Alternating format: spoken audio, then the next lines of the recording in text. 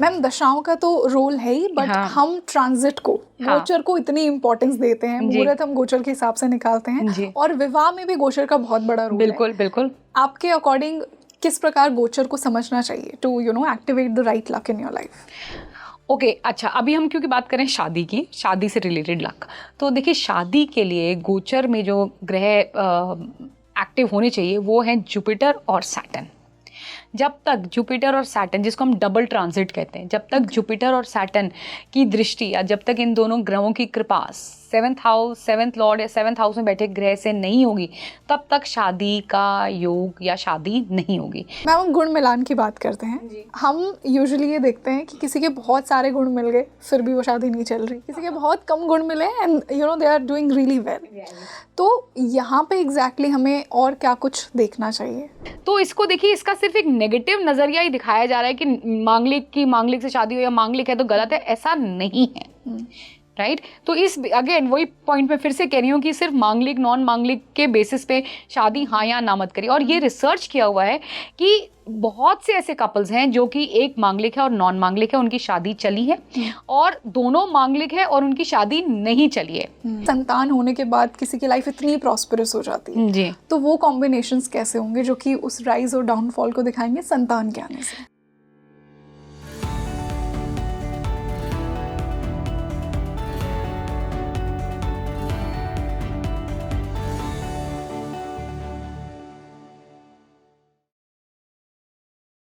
Hi everyone, a very warm welcome on the show and this is your host rangoli Sharma. देखिए आज मैं एक बहुत इम्पॉर्टेंट मास्टर क्लास लेकर आई हूँ मैरिज के ऊपर, बट बहुत डिफरेंट ये इसलिए है क्योंकि देखिए एक पार्टनर के आपकी लाइफ में आने से बहुत से चेंजेस आते हैं। आपने भी सुना होगा, अपने लाइफ में ऑब्जर्व किया होगा कि कुछ लोगों का विवाह होते ही उनकी life it just shines like anything. वो पार्टनर, वो व्यक्ति उनकी लाइफ में एक ऐसी एनर्जी लेकर आता है कि उनका भाग्य चमक जाता है। क्या है वो कॉम्बिनेशंस आपके चार्ट में कि आपके विवाह के बाद भी आपकी लाइफ में ये होगा, या फिर कुछ लोगों का पतन भी होता है।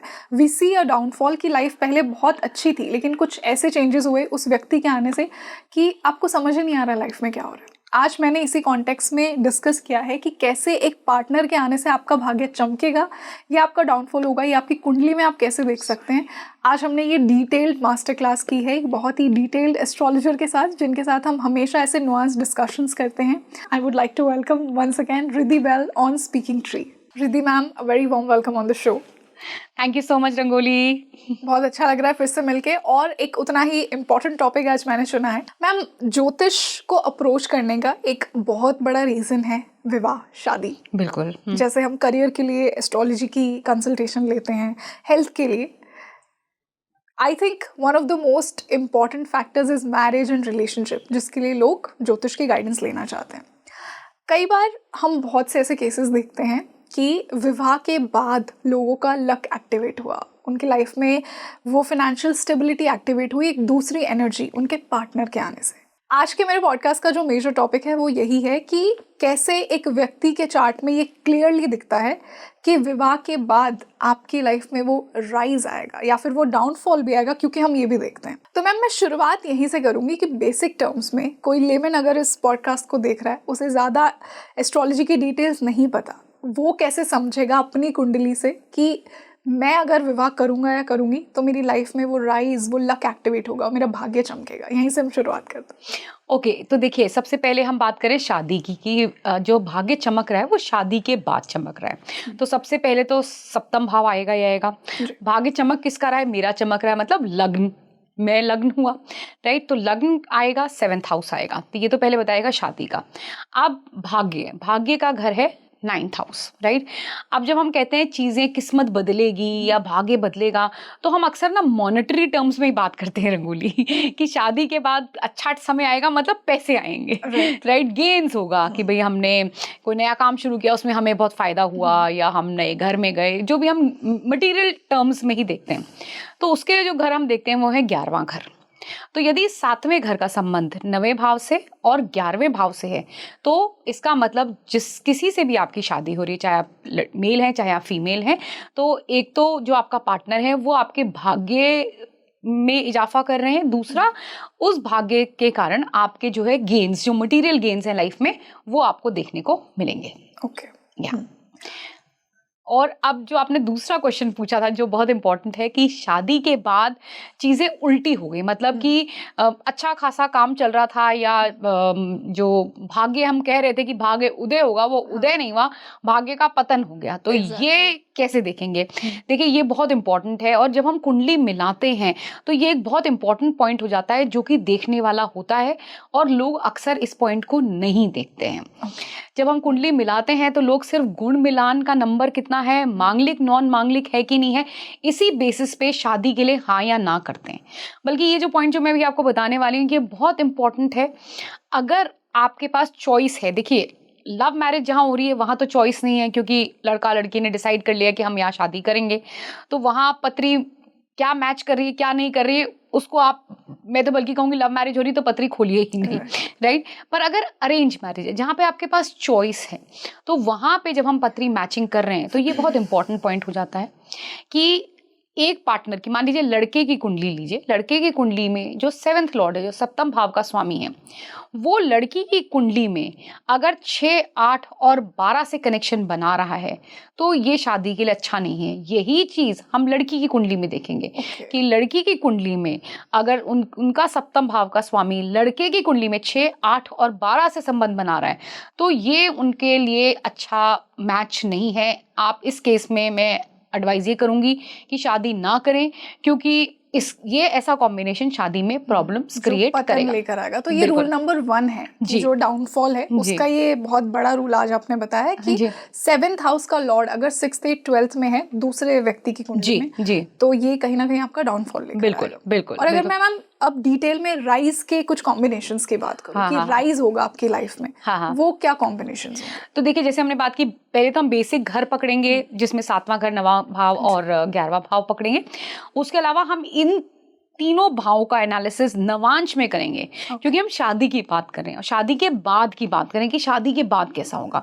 तो देखिए उसके लिए जो रूल है कि पहले तो हम ये देखेंगे कि जो लग्न कुंडली के ये तीनों भाव हैं, इनके स्वामी की स्थिति नवांश में क्या है। मान लीजिए 11वां भाव है वो उच्च का हो गया तो बहुत ही अच्छी बात है, पर अगर 11वां भाव नीच का हो गया या 8वें घर में आ गया तो स्थिति अच्छी नहीं है। तो एक तो ये तरीका होता है कि हम पहले भावों को पकड़ेंगे, उनके स्वामी को पकड़ेंगे।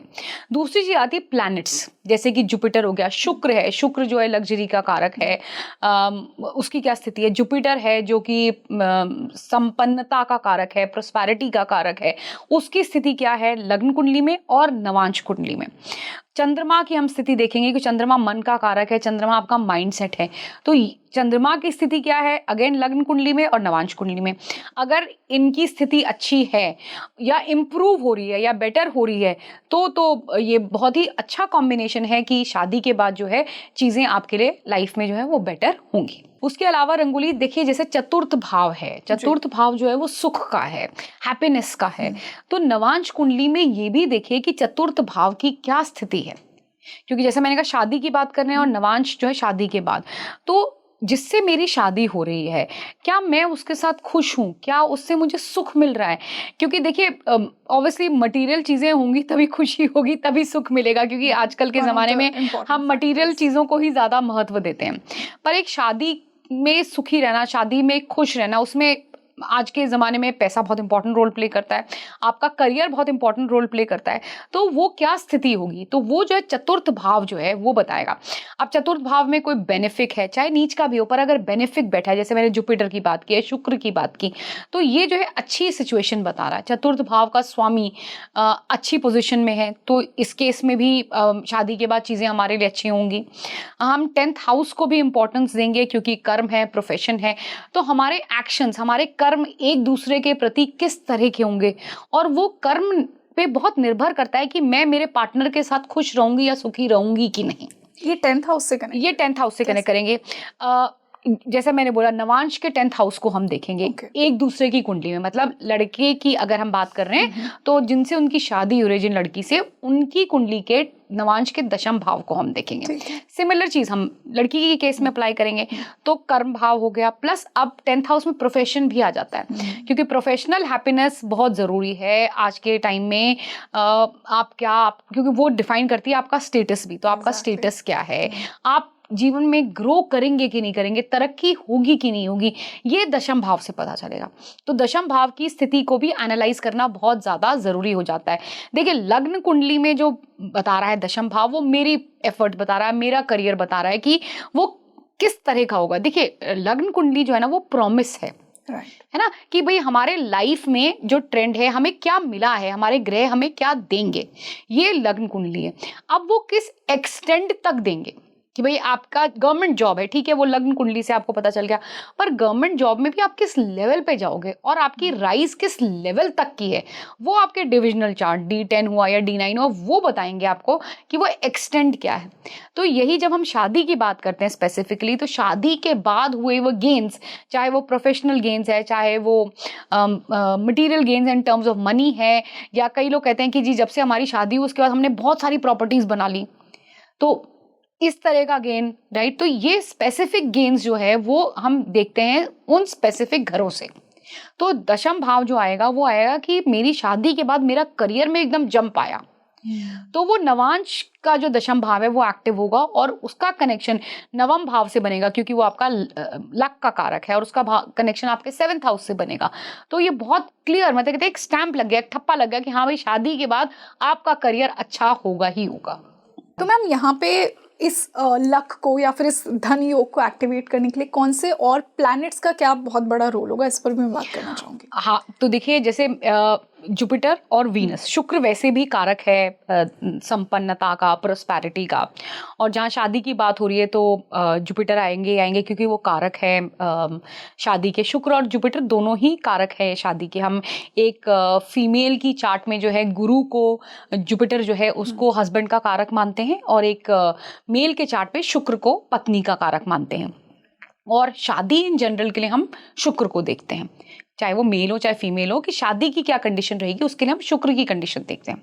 अब यहाँ पे हम बात कर रहे हैं प्रोस्पेरिटी की, धन की। तो एक बहुत इंपॉर्टेंट सूत्र है और बहुत सिंपल है, आप सब लोग अपनी कुंडली में अप्लाई करके देख सकते हैं कि शुक्र और गुरु की आपस में क्या स्थिति है। क्या वो एक दूसरे से 6-8 पे बैठे हैं, एक्सेस पे हैं, या एक दूसरे से 2-12 एक्सेस में बैठे हुए हैं, तो स्थिति खराब होगी। पर अगर वो एक दूसरे से केंद्र में है या त्रिकोण में है तो स्थिति अच्छी होगी। ये एक बहुत इंपॉर्टेंट सूत्र है और बड़ा सिंपल है, ये बड़े आसानी से किसी की भी कुंडली में लगा के आप देख सकते हैं कि मान लीजिए आपका गुरु जो है वो लग्न में बैठा हुआ है और शुक्र जो है वो 6ठे भाव में, तो वो एक दूसरे से 6-8 हो गए, या शुक्र जो है 8वें भाव में।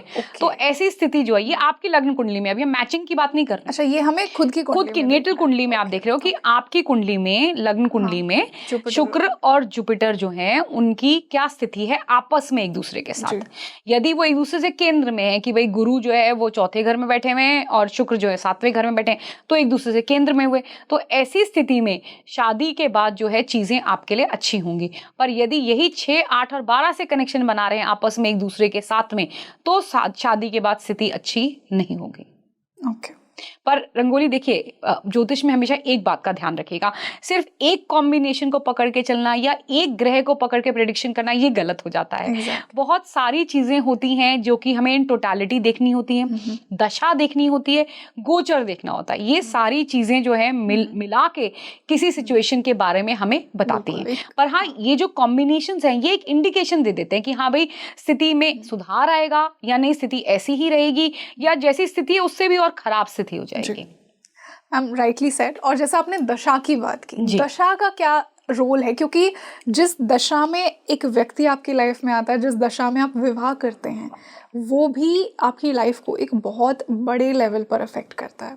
तो ये एक्टिवेशन में या डाउनफॉल में दशाओं का क्या रोल है, किस दशा में एग्जैक्टली शादी करनी चाहिए या फिर किस दशा से बच के रहना चाहिए, अगर आप अपने चार्ट को देखें या पार्टनर के चार्ट को देखें? देखिए, दशा का तो सारा खेल है, क्योंकि दशा जब तक नहीं आएगी तब तक आपका ऐसा भी प्रॉमिस है वो आपको डिलीवर ही नहीं होगा।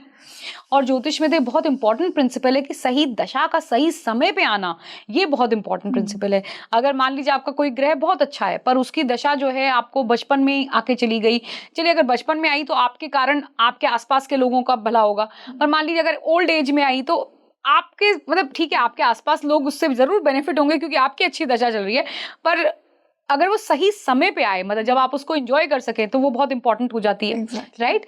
तो देखिए, दशा में एक पॉइंट आता है दशा छिद्र। दशा छिद्र, दशा छिद्र थोड़ा टेक्निकल टर्म है ये। दशा छिद्र से मतलब है जब एक महादशा खत्म हो रही है और दूसरी शुरू हो रही है, उसको हम दशा छिद्र कहते हैं। वो जो पीरियड होता है वो एक थोड़ा सेंसिटिव पीरियड होता है, ये सबके लिए होता है, चाहे आप हो, चाहे मैं हूं, चाहे कोई भी हो, और सब ये एक्सपीरियंस करते हैं क्योंकि दशाएं तो बदलती रहती हैं। और ये महादशा या अंतरदशा? ये महादशा, मैं महादशा की महादशा में दशा छिद्र, महादशा में ही दशा छिद्र हम कहते हैं। तो एक जब तो देखिए ये इस तरह से होता है कि एक कोई पैटर्न आपकी लाइफ में चल रहा है, मान लीजिए कि राहु की दशा जो कि 18 साल की, अब वो 18 साल से एक लाइफ में पैटर्न चल रहा था, अब वो एकदम से उसमें चेंज आया, अब गुरु की दशा आ रही है। तो देखिए जब कहते हैं जब दशा बदलती है तो दिशा भी बदल जाती है, राइट? दशा ही जो है वो दिशा दिखाती है लाइफ की, राइट? तो ये ऐसा होता है। तो जब ये दशा छिद्र का जो समय होता है ये थोड़ा सेंसिटिव पीरियड होता है क्योंकि ये चेंज का समय होता है, ठीक है? अब वो चेंज अच्छा है बुरा है वो बात की बात है, पर एक चेंज का पीरियड होता है। तो चेंज में अक्सर क्या होता है कि ये देखा गया है कि अक्सर हम डिसीजन मेकिंग कैपेसिटी हमारी कई बारी सही नहीं होती है, हम कंफ्यूज ज़्यादा हो जाते हैं। तो इसलिए कहा जाता है कि समथिंग लाइक मैरिज या कोई भी और इम्पोर्टेंट काम अगर दशा छिद्र में अवॉइड किया जाए तो वो बेटर रहता है। तो अगर किसी की शादी हो रही है या अगर कोई मैचिंग के लिए है तो ये चीज़ का थोड़ा सा ध्यान रखें कि दशा छिद्र जो है उसमें शादी जो है उसमें अवॉइड करें। तो मैम ये तो दशा छिद्र की बात होगी, and as you yourself said कि दशा छिद्र एक महादशा स्पेसिफिक टाइम है। अब लोगों की अगर अंतर दशाएं चेंज हो रही हैं, जी क्योंकि ऐसे कनेक्शंस अंतर दशा के चेंज में भी आ गए, तो क्या एग्जैक्ट अंतर दशाएं सही होंगी? तो देखिए क्या अंतर दशाएं सही नहीं होंगी पहले मैं ये बताती हूँ। तो देखिए उसके लिए 6, 8 और 12, राइट? तो इनकी अगर अंतरदशाएं आ रही है, खास करके 8वां घर। देखिए जब हम डिवोर्स की बात करते हैं तो डिवोर्स में ये देखा गया है कि 8वें घर का इन्वॉल्वमेंट आता ही आता है दशा से, तभी डिवोर्स होता है। तो इसलिए हम जो है ये अवॉइड करते हैं, कहते हैं कि अगर 8वें घर की खास करके इवन 6th एंड 12th भी, कि अगर इनकी अंतरदशा या इनकी प्रत्यंतर दशा आ रही है तो इनको अवॉइड करके चलें। अब क्या दशाएं अच्छी हैं? तो देखिए शादी की बात चल रही है तो 7th हाउस, 7th लॉर्ड, इनकी दशा तो का कनेक्शन तो आएगा ही आएगा, चाहे माँ दशा में आएगा, चाहे अंतर में आएगा, चाहे प्रत्यंतर में आएगा, लग्न कुंडली में भी आएगा, D9 में भी आएगा। कई केसेस में लग्न कुंडली में इतना एविडेंट नहीं होता तो D9 में तो होता ही होता है, तभी आपकी शादी हो रही है क्योंकि 7th हाउस एक्टिवेट है, राइट? कोई भी हाउस जब तक एक्टिव नहीं होगा दशा से और गोचर से तब तक उससे संबंधित कार्य नहीं होंगे। जब तक पंचम भाव एक्टिव नहीं होगा तब तक बच्चे नहीं होंगे, right? So same thing applies with marriage also, कि जब तक सप्तम भाव एक्टिव नहीं होगा तो शादी नहीं होगी। तो सप्तम भाव की दशा हो गई, लग्न की दशा हो गई, लड़कियों की कुंडली में द्वितीय भाव हम देखते हैं क्योंकि वो कुटुंब का भाव होता है, तो द्वितीय की दशा या नवम भाव की दशा, ये दशाएं जो होती हैं कई केसेस में ये भी देखा जाता है कि 5th हाउस की दशा बड़ी एक्टिव है क्योंकि बच्चे होने का समय है, तो इसलिए जो है वो दशा आई और तब शादी हो गई। अब आजकल लोग फैमिली प्लानिंग करते हैं तो ये चीज़ें इतनी एप्लीकेबल नहीं हो जाती, स्पेशली 5th हाउस पर्टेनिंग, पर जो क्लासिक कहते हैं, जो ज्योतिष के क्लासिक कहते हैं, वो कहते हैं पंचम भाव की दशा भी बहुत इंपॉर्टेंट रोल प्ले करती है कई बारी शादी करवाने में, कि बच्चे होने वाले हैं तो जी आपकी पंचम भाव की दशा चली तो आपकी शादी का योग बना और शादी हो गई। तो ये कुछ घर हैं जिनकी दशाएं अच्छी और कुछ घर हैं जिनकी दशाएं अच्छी नहीं होती जब शादी होती है। मैम दशाओं का तो रोल है ही, बट हम ट्रांजिट को, गोचर को इतनी इंपॉर्टेंस देते हैं, मुहूर्त हम गोचर के हिसाब से निकालते हैं, और विवाह में भी गोचर का बहुत बड़ा रोल है। बिल्कुल। आपके अकॉर्डिंग किस प्रकार गोचर को समझना चाहिए to activate the right luck in your life? Okay, अच्छा, अभी हम क्योंकि बात करें शादी की, शादी से रिलेटेड लक, तो देखिए शादी के लिए गोचर में जो ग्रह एक्टिव होने चाहिए वो हैं जुपिटर और सैटर्न। जब तक जुपिटर और सैटर्न, जिसको हम डबल ट्रांजिट कहते हैं, जब तक जुपिटर और सैटर्न की दृष्टि या जब तक इन दोनों ग्रहों की कृपा 7th हाउस, 7th लॉर्ड या 7th हाउस में बैठे ग्रह से नहीं होगी, तब तक शादी का योग या शादी नहीं होगी। जैसे हम कहते हैं ना कि अभी तो योग ही नहीं है, तो उसमें हम 2 चीज़ें देखते हैं, एक तो दशा की दशा नहीं है और दूसरा गोचर से वो घर जो है कहीं एक्टिव नहीं हो रहा है। जब वो एक्टिवेशन भी हो जाएगी और जब दशा भी आ जाएगी तो शादी अपने आप हो जाएगी। कई ऐसे भी केसेस आते हैं कि जी शादी हो ही नहीं रही है, बड़े टाइम से बात चल रही है, तो देखिए जब योग बनता है ना तो रिश्ते आने शुरू हो जाते हैं। कई बार होता है शादी होते होते टाइम लग जाए पर रिश्ते आने शुरू हो जाते हैं। अगर शादी का योग नहीं है तो रिश्ते भी नहीं आएंगे। ओके शादी होना दैट्स सेकेंडरी, पर प्राइमरी पहले होता है कि रिश्ते आने उस हिसाब से शुरू हो जाएं। तो वो योग जैसे ही बनेगा, जैसे ही वो योग एक्टिव होगा दशा से और ट्रांजिट से, तो शादी हो जाएगी। तो उसके लिए जो है सबसे इंपॉर्टेंट होता है, सबसे पहली चीज होती है जुपिटर और सैटर्न का कनेक्शन। अब जुपिटर एक राशि में साल भर रहते हैं, शनि जो है 2.5 साल रहते हैं, तो ये तो बहुत लंबा स्पैन हो गया। तो पहले तो ये दोनों आके एक प्रिपरेशन कर देंगे कि हाँ भाई अब शादी का टाइम आ गया, रिश्ते आने शुरू हो गए। अब एग्जैक्टली शादी कब होगी, तो उसके लिए जो है हम शुक्र का कनेक्शन, क्योंकि वो कारक है शादी का, मंगल का कनेक्शन, एंड जो सबसे इंपॉर्टेंट है वो चंद्रमा, क्योंकि चंद्रमा वैसे भी देखो एक राशि में 2.5 दिन रहता है। तो जब हम ये प्रेडिक्शन पे आते हैं कि ये दिन शादी के लिए अच्छा है, उस दिन जो है हम चंद्रमा का गोचर भी देखते हैं अपार्ट फ्रॉम ये सारे गोचर। चंद्रमा का क्या रोल, क्या एग्जैक्टली चंद्रमा की क्या प्लेसमेंट्स होती हैं? देखिए चंद्रमा के बिना कुछ भी नहीं होता है चाहे जन्म है हमारा, चाहे शादी है, चाहे बच्चे हैं। इनफैक्ट बहुत से ऐसे केसेस में जो डेथ्स भी हुई हैं उनमें भी देखा गया है कि चंद्रमा का जब अष्टम भाव से कनेक्शन आ रहा है या 12वें भाव से कनेक्शन आ रहा है तब डेथ हुई है। तो वो 2.5 दिन, देखिए कोई भी इवेंट होगा तो वो एक ही दिन होता है ना, है ना। तो वो जो एक दिन की अगर जब हम जीरो डाउन करते हैं, एक हमने कहा कि जी अभी आपकी जुपिटर की दशा चल रही है जो कि आपका 7th लॉर्ड है और गोचर में दोनों एक्टिव हुए हैं। तो जैसे मैंने कहा कि वो तो जुपिटर और शनि तो काफी टाइम लंबे समय तक रहते हैं, तो क्या उतने समय तक शादी होगी? नहीं, शादी किस दिन होगी या किस महीने में होगी। जब हम ये कैलकुलेशन करते हैं तो हम शुक्र पे आते हैं और फिर चंद्रमा पे आते हैं। तो चंद्रमा का जो आपने क्वेश्चन पूछा, सप्तम भाव से कनेक्शन होगा, 7th हाउस के लॉर्ड से संबंध होगा और लग्न से जब कनेक्शन होगा तो उस दिन आपकी शादी होगी। मैम हम गुण मिलान की बात करते हैं, हम यूजुअली ये देखते हैं कि किसी के बहुत सारे गुण मिल गए फिर भी वो शादी नहीं चल रही, किसी के बहुत कम गुण मिले and you know they are doing really well. तो यहाँ पे एग्जैक्टली हमें और क्या कुछ देखना चाहिए? देखिए ये बहुत इंपॉर्टेंट क्वेश्चन और ये मैं बिल्कुल क्लैरिफाई करना चाहूँगी, क्योंकि लोगों का शादी करने का या नहीं करने का एक बहुत इंपॉर्टेंट क्राइटेरिया गुण मिलान है और मांगलिक नॉन मांगलिक है। पहले हम गुण मिलान की बात करते हैं। तो देखिए जो गुण मिलान के केस में मैं ये कहूँगी कि देश, काल और पात्र, ये ज्योतिष का बहुत इंपॉर्टेंट कॉन्सेप्ट है, इसको बिल्कुल भूलिए मत, राइट, इसको लगाइए।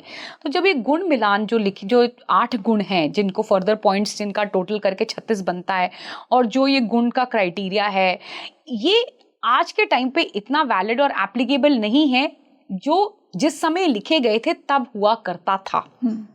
आजकल परिस्थिति बहुत बदल गई है। तो हमें उस बेसिस पे जब हम मैचिंग कर रहे हैं, जब हम चार्ट मिला रहे हैं शादी करने के लिए, तो हमारा क्राइटेरिया सिर्फ ये कि 36 में से 30 गुण मिल रहे हैं तो बहुत अच्छी बात है, या अगर 18 से कम गुण मिल रहे हैं तो बहुत खराब बात है। देखिए ऐसा नहीं है, जो आपने खुद ही ने कहा, और ये मैंने बहुत से केसेस में देखा है कि गुण बहुत कम मिल रहे हैं पर शादियां अच्छी चली हैं, और गुण बहुत ज्यादा मिल रहे हैं पर फिर भी शादी नहीं चल रही है। तो क्यों नहीं चल रही, ये क्यों नहीं सोचा हमने? और आजकल क्या हो गया रंगोली, ये ऐप्स आ गए हैं जिन्होंने बहुत नुकसान कर दिया है। मेरे पास बहुत से ऐसे लोग आते हैं ये कहते हुए कि जी हमने ऐप पे मिलाया था, उस पे तो इतना मिल रहा है, हमने ऐप पे मिलाया उस पे इतना कम नहीं मिल रहा है। देखिए उसकी ऐप की जेन्युइनिटी पे मैं नहीं जाऊंगी। ये ऐसी चीज है जिसमें आप एक एस्ट्रोलॉजर की नॉलेज और एक एस्ट्रोलॉजर की विजडम बहुत इंपॉर्टेंट रोल प्ले करती है, राइट। तो सिर्फ गुण मिलान इज नॉट द क्राइटेरिया। फिर पॉइंट आता है कि फिर क्या देखें, अगर गुण मिलान नहीं देख रहे तो क्या देखें, क्या मिलाना चाहिए? देखिए मेंटल कंपैटिबिलिटी बहुत इंपॉर्टेंट रोल प्ले करती है एक शादी की हैप्पीनेस में, राइट, कि जो लड़का और लड़की हैं वो आपस में उनका मानसिक तालमेल है कि नहीं है। दूसरी एक और चीज़ मैं बहुत इंपॉर्टेंट बोलना चाहूँगी, लोग ये कहते हैं कि जी अरे इनकी तो शादी टूट गई, इनकी तो हमने कुंडली मिलाई थी, गुण मिलाए थे, फिर भी शादी टूट गई। देखिए गुण मिलाने का उद्देश्य ये नहीं है कि गुण मिल जाएंगे तो शादी नहीं टूट सकती या शादी में प्रॉब्लम नहीं आएगी, नहीं।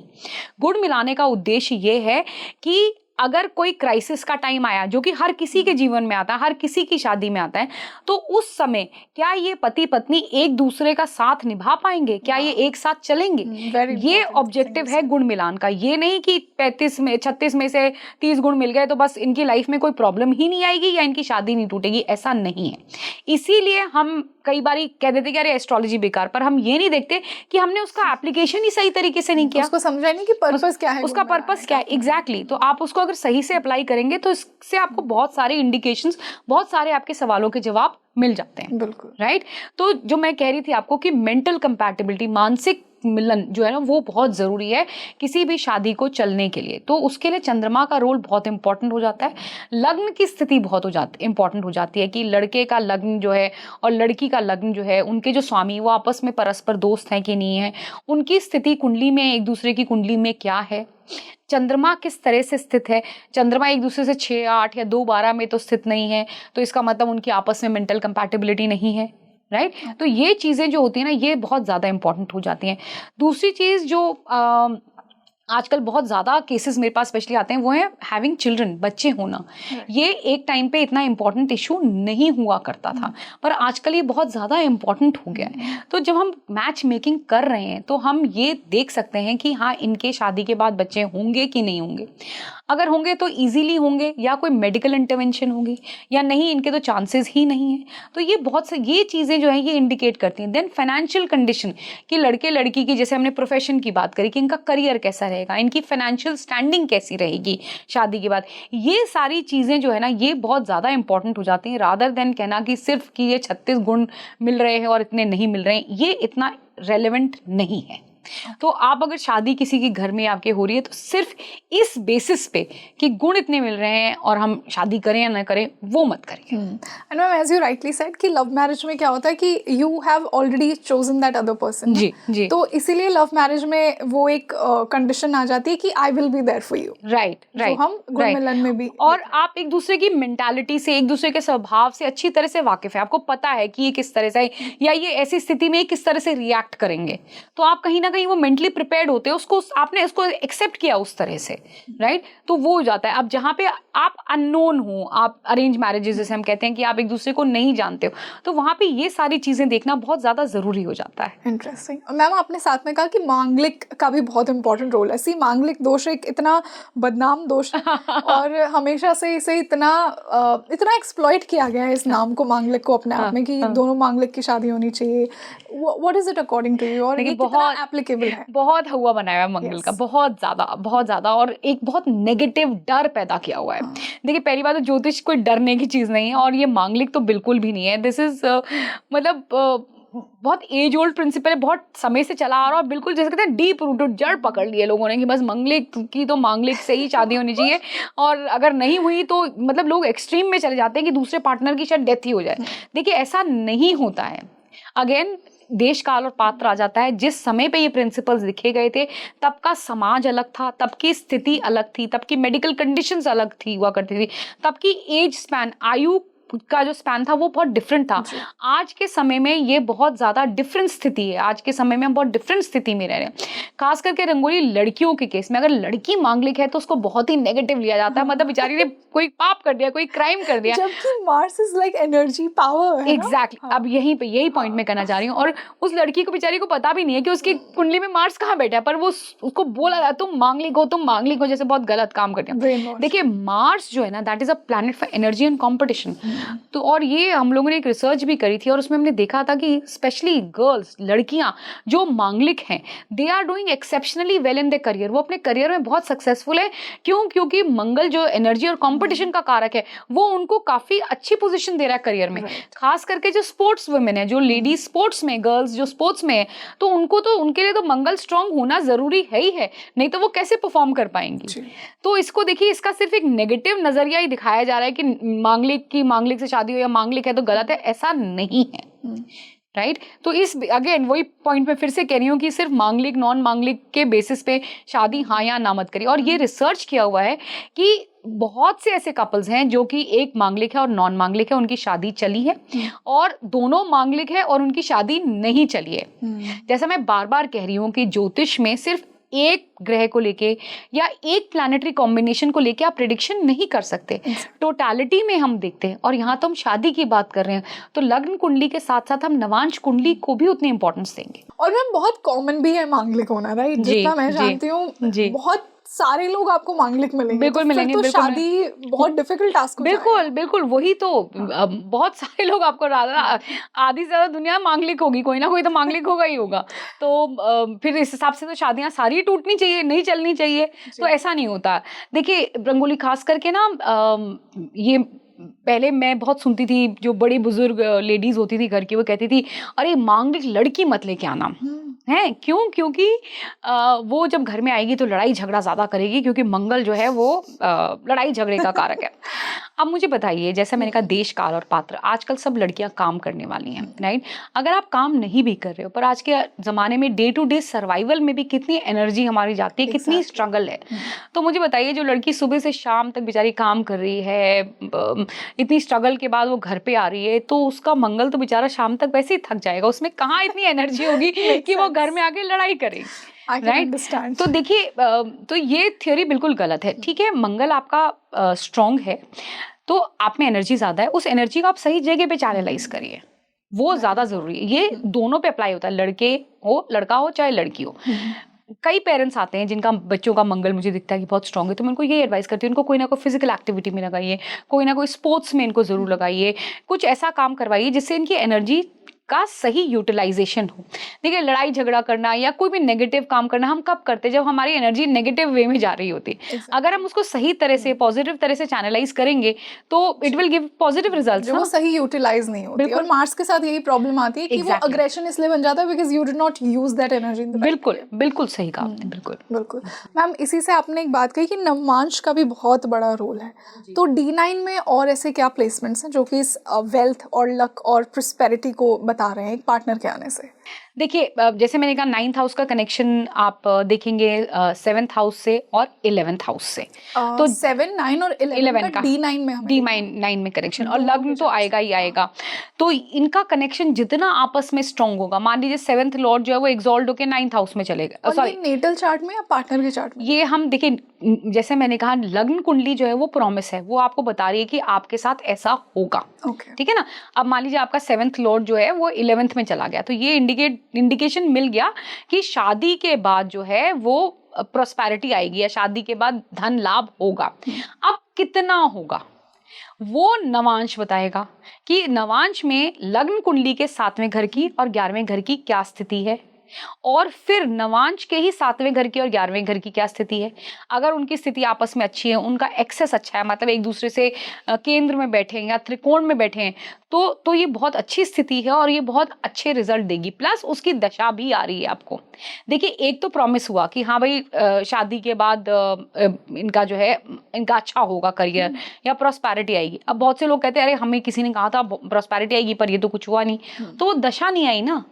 जब वो दशा आएगी, रिजल्ट कौन देगा? रिजल्ट तो दशा देगी ना, दशा ही पूरा करना, प्रॉमिस दशा पूरा करेगी। तो ठीक है, ये तो सही है कि भाई आपका शादी के बाद बेटर हुआ, पर किस एक्सटेंट तक कितना क्या हुआ वो दशा पे भी बहुत निर्भर करता है, और गोचर तो है ही है, गोचर के बिना तो कुछ नहीं होगा। तो मैम ये तो हमने पार्टनर की बात की, अब now marriage is also your in laws. Yes, in laws का क्या रोल होगा आपके उस लक को एक्टिवेट करने में? कई बार क्या होता है कि पार्टनर बहुत अच्छा है बट अगर आपकी इन लॉज से नहीं बन रही है तो you are not satisfied. Correct, how to see that? देखिए इन लॉज के लिए जो हम देखते हैं वो हम 8th हाउस देखते हैं। जो पार्टनर की फैमिली होती है हमारी वो 8th हाउस होती है, राइट। तो अब 8th हाउस की क्या स्थिति है, जो वो ये बताएगा कि आपके जिस परिवार में आपकी शादी हुई है उसकी क्या रेपुटेशन है, या वो उस परिवार की क्या स्थिति है। मान लीजिए वहाँ पे कोई बेनिफिक ग्रह बैठा हुआ है या 8th लॉर्ड की अच्छी स्थिति है, तो इन दैट केस आपका जो ससुराल पक्ष होगा वो अच्छा होगा, उसकी रेपुटेशन अच्छी होगी, उनकी इमेज अच्छी होगी। यही अगर मेलेफिक बैठा है तो उसका उल्टा होगा।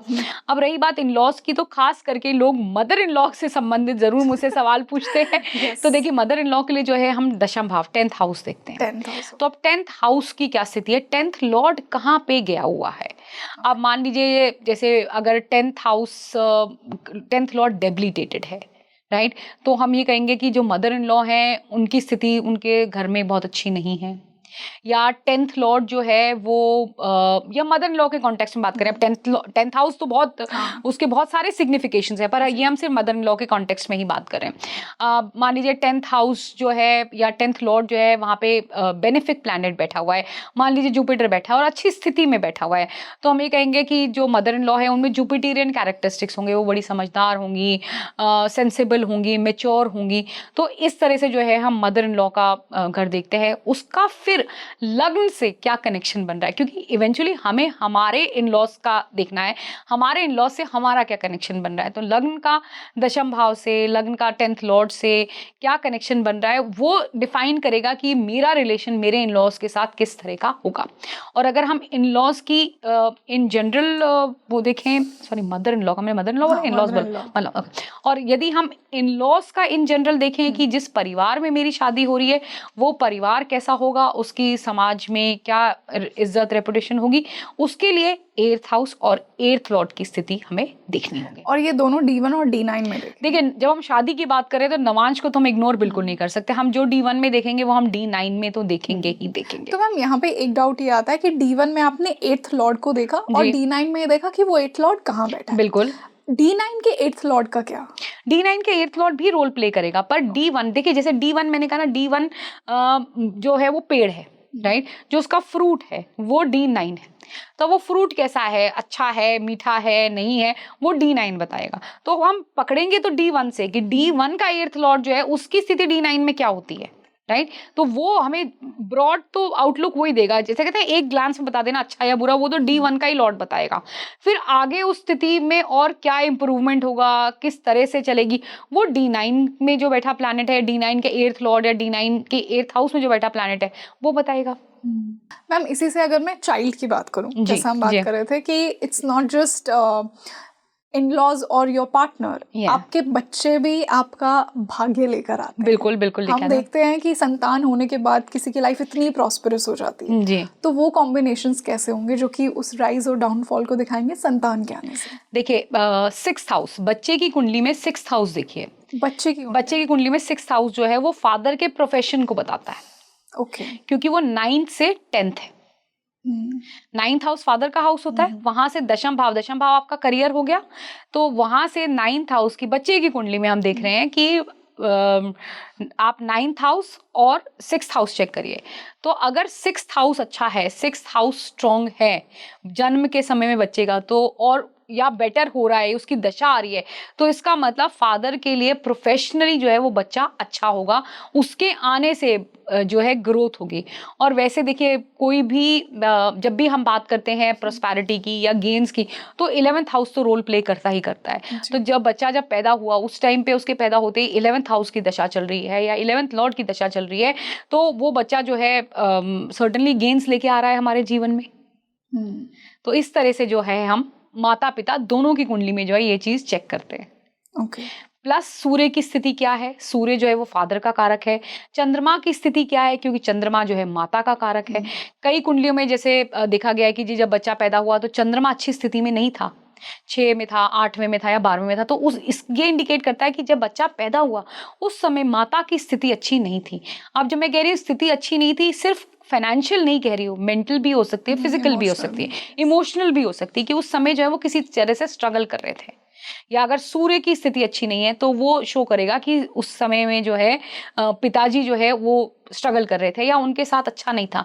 अब इस चीज को अगर हम बच्चे की कुंडली के द्वादशा में लेके जाएं, D12 में लेके जाएं, और वहां पे इन दोनों ग्रहों की स्थिति अच्छी हो जाती है, तो मतलब बच्चे के पैदा होने के कुछ समय बाद माता पिता की स्थिति बेटर हो गई। पर जब बच्चा पैदा हुआ था उस समय स्थिति अच्छी नहीं थी।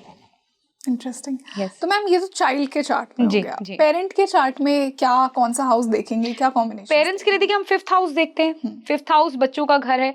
5th हाउस 5th लॉर्ड की क्या स्थिति है, 5th हाउस 5th लॉर्ड केंद्र में है, त्रिकोण में है, कहाँ पे बैठा हुआ है, उसका किसी बेनिफिट से अगर कनेक्शन बन रहा है, मान लीजिए जुपिटर 5वें घर को देख रहा है तो सर्टनली वो अच्छा इंडिकेट करेगा। पर अगर 5th लॉर्ड आके 8th हाउस में बैठ गया, उस पे जो है किसी नीच ग्रह की दृष्टि आ गई, तो ये अच्छा इंडिकेशन नहीं दे रहा है। मैम शादी को हम सुख से भी एसोसिएट करते हैं। बिल्कुल। और सुख का भाव कुंडली में चाहे D1 हो D9 हो, फोर्थ बिल्कुल हाउस बिल्कुल का है। बिल्कुल।